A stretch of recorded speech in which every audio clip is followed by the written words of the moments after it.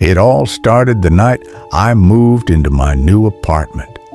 It was an old building on the edge of the city, and the rent was suspiciously low. At the time, I thought I'd found a bargain. I didn't realize that sometimes a cheap price is paid for in ways money can't measure. The landlord's hands were shaking when he handed me the keys.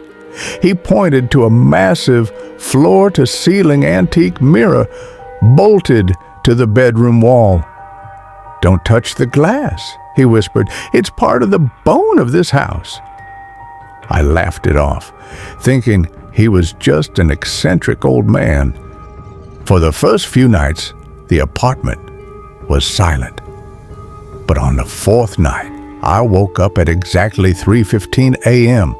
A sound was coming from the corner of the room, a rhythmic, scratching noise.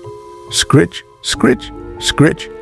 It sounded like long fingernails dragging across the back of a glass pane.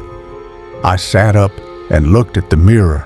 The room was drenched in shadows, with only a sliver of pale moonlight cutting across the floor.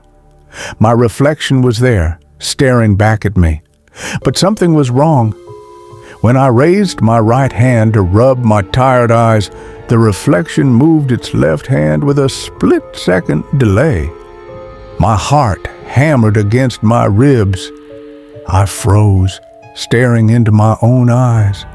Only they weren't mine anymore. The reflection's eyes were bloodshot and wide, fixed on me with a predatory intensity. Then the reflection did something I wasn't doing. It began to smile. It wasn't a human smile.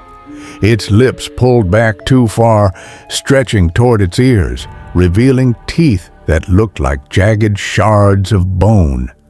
It placed its palm against the inside of the glass.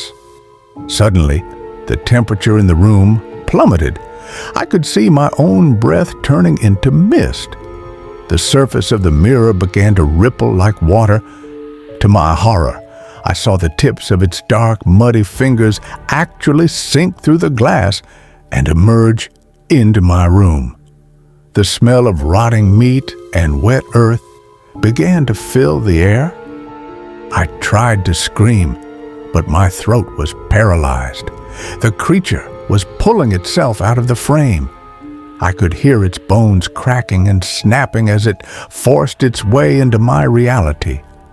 It looked exactly like me, but its movements were twitchy and unnatural, like a spider mimicking a human. In a moment of pure adrenaline, I grabbed the heavy brass lamp from my nightstand and hurled it at the mirror. The glass exploded into 1,000 shards. A hollow, distorted shriek echoed through the room before everything went deathly silent. I didn't wait. I grabbed my phone and ran out into the street, not stopping until I reached a crowded gas station. I'm staying in a hotel now. I've covered every reflective surface with towels. I've taped over my phone's front camera.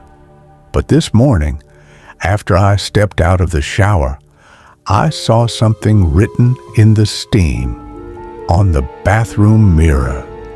A single sentence: "You're late.